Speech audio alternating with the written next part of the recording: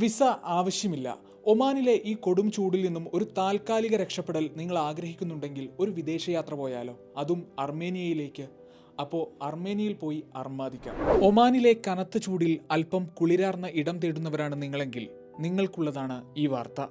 അർമേനിയയിലേക്ക് പുറപ്പെടാൻ തയ്യാറായിക്കോളൂ. ഒമാനിലുള്ളവർ ഉൾപ്പെടെ എല്ലാ GCC പ്രവാസികൾക്കും പൗരന്മാർക്കും അർമേനിയ വിസരഹിത പ്രവേശനം പ്രഖ്യാപിച്ചിരിക്കുകയാണ്.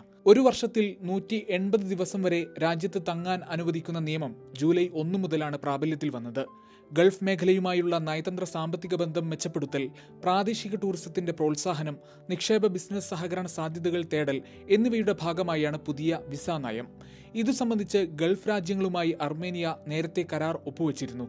2017 UAE പൗരന്മാർക്കും 2019 ഖത്തർ പൗരന്മാർക്കും 2022 കുവൈത്ത് പൗരന്മാർക്കും വിസ ഇളവുകൾ അനുവദിച്ചു. ഈ വർഷം എല്ലാ GCC രാജ്യങ്ങളിലെയും പൗരന്മാർക്കും പ്രവാസികൾക്കുമായി അത് വികസിപ്പിക്കുകയാണ് ചെയ്തത്.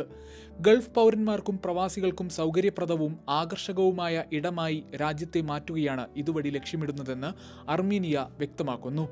മികച്ച കാലാവസ്ഥ, ചരിത്രസ്ഥലങ്ങൾ, ഗൾഫ് നഗരങ്ങളുമായി നേരിട്ടുള്ള വിമാന സർവീസുകൾ എന്നിവ അർമേനിയയുടെ പ്രത്യേകതയാണ്. ഗൾഫ് മാധ്യമം, മസ്കത്ത്.